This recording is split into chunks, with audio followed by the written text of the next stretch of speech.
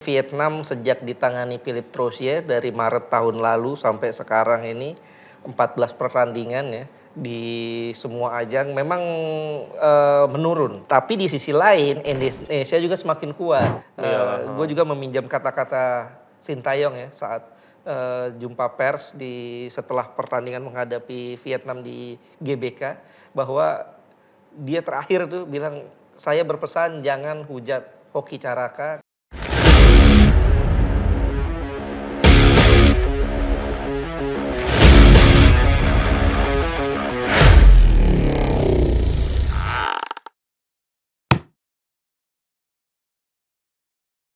Hai, selamat datang di podcast Ruang Ganti. Dan kali ini kita sudah kedatangan pengamat sepak bola kondang tanah air ya, yaitu Bung Abdul Haris. Apa kabar, Bung Ais? Alhamdulillah baik, Karo. Baik ya, puasa lancar ya? Lancar insya Allah. Ya, jadi Oke Zoners, Bung Ais ini sekarang lagi disibukkan dengan konten tendangan bebas Bung Ais ya sekarang ya. Ya, alhamdulillah lagi coba-coba ya. Coba-coba. Lagi melanjutkan yang sebelumnya sempat hilang. Oh, sempat hilang. Nah, kalau misalnya Bung Ais ini sibuk dengan yang namanya tendangan bebas Bung Ais, kalau timnas Indonesia punya yang namanya lemparan bebasnya Pratama Arhan, di mana itu membuahkan gol bagi timnas Indonesia ketika menghadapi Vietnam di leg pertama hitungannya ya. Ya, di GBK. Sebetulnya sih kalau kita nilai bukan leg 1, leg 2 ya. Iya, karena ini kan bukan fase knockout. Tuh. Ya di match day 3 lah ya. Match day 3 kualifikasi Piala Dunia putaran kedua. Dan di laga match day keempatnya kita juga menang lagi. Berarti 2 kali menang atas Vietnam. Sebenarnya kita yang hebat, apa Vietnamnya yang lagi jelek banget? Ya, ada beberapa sisi ya kalau gue lihatnya. Di satu sisi memang Vietnam sejak ditangani Philippe Troussier dari Maret tahun lalu sampai sekarang ini 14 pertandingan ya di semua ajang memang menurun. Ya, dari segi ranking menurun, dari segi performa menurun, dan dari 10 pertandingan 14 pertandingan di era Philippe Troussier juga mereka mengalami 10 kekalahan ya, termasuk kekalahan 0-3 dari tim nasional Indonesia. Dari situ memang terlihat bahwa gaya main Park Hang-seo dengan Philippe Troussier ini agak beda.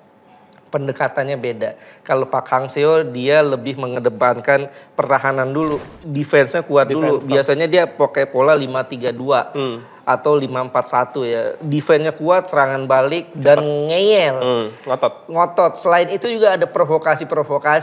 Nah, kalau di eranya Philippe Troussier mereka memainkan pola yang lebih Eropa, lebih bermain cantik, lebih bermain ball possession. Tapi justru ini jadi makanan empuk buat Indonesia. Karena tidak ada provokasi lagi, tidak ada rasa ngeyel lagi. Ini yang membuat Indonesia lebih berkembang. Tapi di sisi lain Indonesia juga semakin kuat. Kita dapat support beberapa pemain tambahan ya, naturalisasi. Pemain diaspora ya? Pemain diaspora, apalagi terakhir ada Tom Hai, kemudian juga Ragnar Oratmangun. Ini bikin permainan Indonesia semakin variatif dan semakin berkelas lah. Semakin kaya jadinya. Betul. Ya. Tapi gue mau ke match day 3 dulu ya. Gue mau fokus ke babak pertama. Karena kebetulan kita juga ada live reaction dan kita menonton tuh rasa-rasanya kok nggak meyakinkan ya timnya Sintayong untuk babak pertamanya aja ya. Ya. Sebenarnya apa yang terjadi itu? Kalau gue pikir Sintayong agak sedikit kaget ya. Agak sedikit kaget. Para pemain juga agak kaget dengan permainan dari Vietnam. Vietnam langsung ngepres. Ya, ngotot ya. Ngotot. Mereka di babak-babak awal tuh langsung ngepres, langsung memberi tekanan ya, high press mereka lakukan, dan ini bikin para pemain agak sedikit kaget. Kemudian juga persiapan Indonesia ini kan cuma 3 hari. Tanggal 18 kumpul, 19, 20, 21 udah main. Artinya memang tentu bukan hal mudah ya. Kita bukan pemain-pemain Eropa yang kayak Brazil yang langsung kumpul langsung jadi. Itu pun sebetulnya mereka nggak langsung jadi juga ya, karena butuh chemistry, butuh taktikal, pemahaman taktikal dan lain-lain. Dan itu memang yang diakui oleh Sintayong bahwa kenapa menurun performanya, karena memang persiapannya sangat minim sekali. Dia juga mengaku itu ya? Dia mengaku itu. Usai pertandingan banyak yang menanya kok performa Indonesia meskipun menang seperti menurun, seperti dibanding saat kalah 0-4 dari Australia di Piala Asia. Bahkan lebih baik itu ya bahkan? Bahkan lebih baik itu. Tapi Sintayong bilang ya wajar lah, karena kita kan baru latihan 3 hari nih. 18, 19, 20, kemudian 21 udah main. Kemudian juga ada beberapa pemain yang tidak ada kan, ada Jordi Amat, Elkan Bagot juga tidak ada. Artinya ini yang bikin timnas juga bisa dikatakan agak pincang, agak timpang ya. Ini timpang. yang bikin mereka agak sedikit tertekan di babak pertama. Untungnya ada Jai Ijes, ini pemain penting sih menurut gue ya, karena Jai Ijes ini dia tenang sekali, usianya masih muda kan, 22, 23 ya. Iya, kemudian juga tenang, visi bermainnya bagus, sehingga walaupun dapat berbagai tekanan kita masih tetap clean sheet. Iya, salah satu gerakan di babak keduanya ya, ketika kelas. dia nge-capping Betul. satu pemain Vietnam dengan kelas banget ya. Kelas banget itu. Terus gue mau lanjut, pada akhirnya di match itu kita menang 1-0 dan kita bertolak ke Hanoi. Masalahnya kita ke Hanoi pun juga banyak masalah nih, karena tiba-tiba ada beberapa pemain yang mengalami demam ya sebenarnya ya. 5 katanya ya. 5 pemain ya, tapi pada akhirnya kita menang dan bahkan membantai Vietnam. Sebenarnya ini apa yang menjadi titik baliknya? Iya, ini kalau gue pikir memang permainan Indonesia dengan adanya Tom Hai, kemudian juga ada Ragnar Oratmangun ini semakin terlihat kreasinya ya, terutama Tom Hai. Tom Hai ini walaupun melakukan debut, dia bisa mengkoordinasikan lini tengah dengan sangat baik sekali. The Professor. Betul, dia visi bermainnya jelas, umpan-umpannya cantik, dan gol pertama kan umpan dia kan, dari sepak pojok. Di sisi lain juga kalau kita nilai permainan dari Vietnam sebetulnya nggak jelek-jelek amat, cuman mereka finishing touch itu hancur banget. Nguyen Tiên Linh tuh sempat one on one ya sebenarnya. Betul, hancur banget. Kalau seandainya ada satu aja itu peluang dari Vietnam masuk, mungkin ceritanya lain. Ceritanya beda. Mungkin mereka akan semakin termotivasi, pressure kepada para pemain timnas akan terasa. Untungnya itu, untungnya setiap peluang pemain-pemain kita rata-rata masuk. Kalau kita nilai peluang kita tuh nggak banyak loh. Kalau kita lihat hanya ada 4 shot on target dan 3 jadi gol. 1 itu nggak jadi gol, yang Ragnar Oratmangun yang sudah dapat umpan terobosan ya. Sementara Vietnam ada 3 on target yang 3-3-nya nggak jadi gol. Kalau yang gue catat babak pertama setidaknya ya, Nguyen Tiên Linh tuh 2 kali. Satu yang free header itu tuh. Betul. Tapi ke tengah. Nah yang kedua off the ball-nya bagus banget ya. Off the ball bagus, dapat terobosan, one on one sama Hernando, tapi bolanya melenceng bolanya. Itu dia yang gue pikir jadi satu berkah juga buat Indonesia. Kalau seandainya ada satu aja peluang Vietnam masuk tuh ceritanya lain. Dan pada akhirnya kita yang menang ya pada akhirnya. Betul. Tapi gue penasaran satu deh, mungkin juga netizen juga penasaran. Soalnya Vietnam ini kenapa pemain seperti Nguyen Quang Hai itu nggak main ya? Dalam 2 match ini ya, dia ada di bench loh tapi nggak dimainin. Apakah dia skemanya nggak cocok dengan Rusia? Padahal kita tahu dia salah satu pemain yang bahkan disebut Messi Asia Tenggara. Ya ini sebetulnya bukan pertanyaan Koro doang ya, tapi pertanyaan publik Vietnam juga semua bertanya-tanya kan. Bahkan sempat viral bagaimana wajahnya si pemain ini ya. Nguyen Quang Hai. Betul, yang disorot karena sudah sempat pemanasan tapi nggak dimainin juga.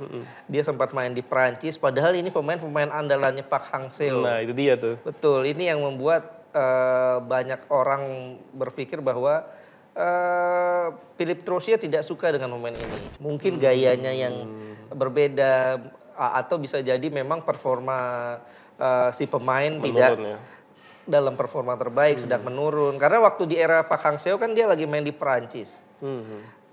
Sekarang dia sudah main di negara dia sendiri. Dia pulang kampung lagi. Pulang kampung, artinya bukan tidak mungkin, memang cukup beralasan apa yang dilakukan oleh Philippe Troussier. Iya. Dan pada akhirnya dia dipecat pada akhirnya. Betul, ya cukup beralasan sih kalau pikir. Dan spanduk-spanduk supporternya juga udah get out gitu-gitu kan. Bayangin loh, dari era Park Hang-seo Vietnam ada di 90-an. Rankingnya FIFA ya? 90-an. Sekarang dia udah 120-an ya. Bukannya belasan? pokoknya udah turun 21 poin, 115 ya tingkat kayaknya. lah. Heeh.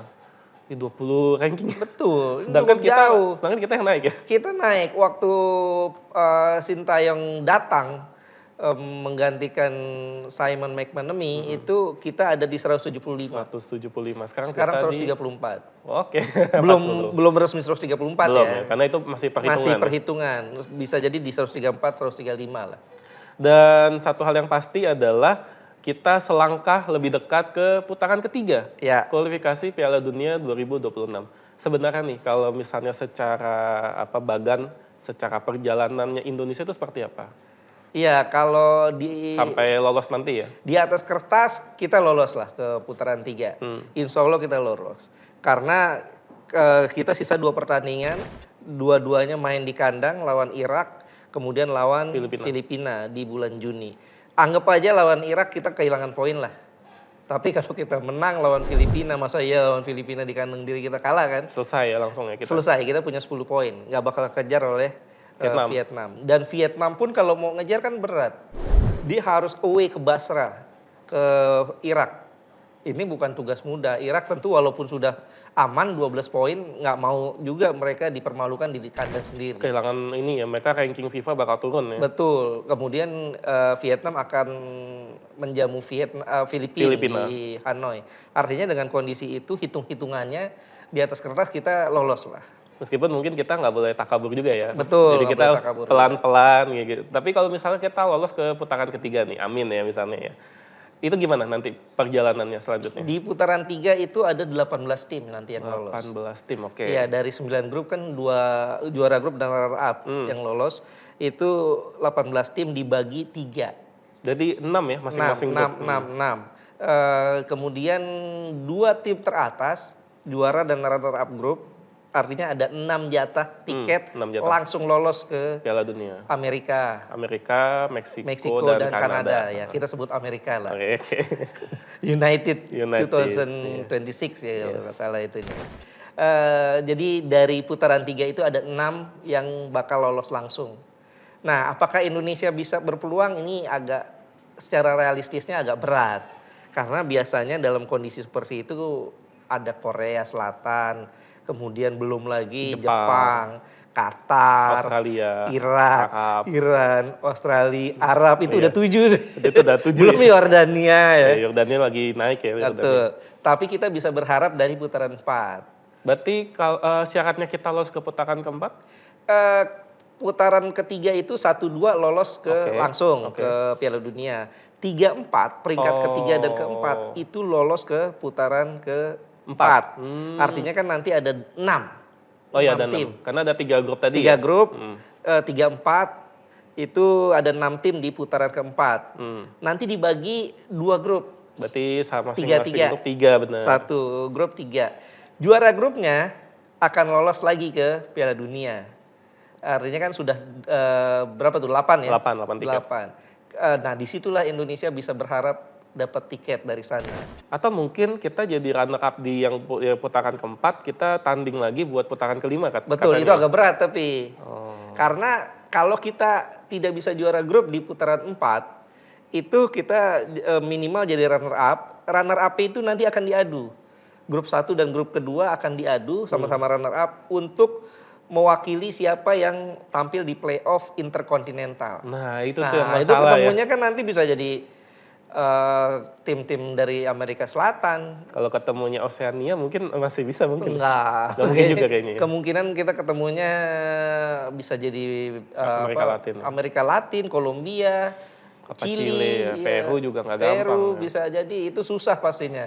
Jadi ya kalau mau lolos ya di putaran 4 lah. Tapi yang udah pasti lolos adalah kita kalau misalnya ini menang ya di lawan Filipina aja kita Piala Asia. Piala Asia 2027. Jadi kita nggak usah kualifikasi lagi. Betul. Gitu. Artinya kan ini sebetulnya sebuah prestasi ya. 2 edisi beruntun Sintayong bawa Indonesia ke Piala Asia. Jika nanti mengalahkan Filipina atau Irak ya. Ya. Tapi dengan agenda sebesar itu kita akan bertarung di putaran 3 Piala Dunia. Kita juga berpeluang besar lolos langsung Piala Asia. Dengan skuad timnas Indonesia yang saat ini aja. Itu sudah komplit kah? Udah cukup kuat kah? Atau perlu diotak-atik lagi ya Mas Sintayong? Gue bicara dari dua versi ya. Oke, Versi mimpi gue berharap. oke, boleh. Gue berharap bahwa Indonesia bisa lolos, bisa bersaing. Tapi dari segi realistis, sepertinya masih agak sulit. Even Masih- untuk lolos ke putaran keempat ya? Iya. Oh, oke. Kalau lolos ke putaran keempat masih itulah 50-50? 50-50 lah. Oke. Tapi untuk bisa lolos dari putaran 3 agak berat. Walaupun apapun bisa terjadi ya dalam sepak bola. Karena apa namanya yang kita harus saingi adalah tim-tim yang memang mapan di Asia, Korea, kemudian Jepang, Arab, Qatar, Iya, Australia, iya. agak Tim-tim berat langganan lah. ya? Betul, dan di putaran 4 pun sebetulnya ini suatu hal yang cukup berat ya. Kalau gue pikir realistisnya sekarang kita sudah lolos putaran 3 itu sebuah keberhasilan. Artinya kita kalau punya target nih ya step by step lah. Edisi kali ini ya kita lolos putaran 3 Putaran aja tiga dulu. dulu aja. Gitu. Nanti kedepannya kita perbaiki lagi baru lolos ke putaran 4. Mungkin nextnya baru kita lolos ke Piala Dunia. Artinya terlalu naif lah menurut gue ya kalau kita bermimpi ke terlalu tinggi ya untuk bisa lolos Piala Dunia 2026 ini. Meskipun secara nasionalis gue berharap Indonesia lolos ke Amerika ya. Tapi kalau dengan skuad timnas yang saat ini, apakah udah komplit? Apa Belum sih, belum. Oh belum ya? Masih. Belum. Kita masih butuh striker. Karena Uratmangun sebenarnya winger ya dia. Ratnar Ratmaun winger. Dia winger kiri atau dia bisa jadi attacking midfielder. Kemarin kita bisa lihat kan, saat dia ditempatkan sebagai winger kiri, dia bisa lebih mobile, bisa cetak gol. Iya, betul. Kemudian di babak kedua, Hoki Caraka ditarik, Ragnar digeser ke tengah sebagai target man, sebagai striker.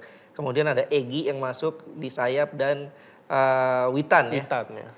Justru Ragnar di sini agak terisolir. Ini yang menurut gue artinya Ragnar memang lebih layak, lebih cocok main sebagai winger. Sementara Rafael Strijk juga menurut gue bukan striker itu. Dia juga aslinya kan winger juga. Sama ya. Sama dengan Ragnar Oratmangun. Gue berharap sebetulnya kemarin Ramadan Sananta itu yang lebih dikasih jam main lebih banyak. Karena karakter striker yang cukup kuat di Indonesia sekarang saat ini ya itu Ramadan Sananta. Sementara Hoki memang punya potensi, tapi belum mencapai untuk bisa jadi andalan lah. Dia untuk di masih timnas. 19 tahun kan? Iya. Masih sangat muda gitu Sangat sebenarnya. muda. Meskipun Iya. dia dihujat banyak ya sebenarnya. Gue berharap sih apa yang ditunjukkan oleh Hoki ini jangan ada hujatan lah. Gue juga meminjam kata-kata Sintayong ya saat jumpa pers setelah pertandingan menghadapi Vietnam di GBK bahwa dia terakhir tuh bilang saya berpesan jangan hujat Hoki Caraka karena dia masih muda, masih punya potensi. Yang dibutuhkan oleh pemain muda adalah dukungan. Dan jam terbang pastinya ya. Jam terbang, betul.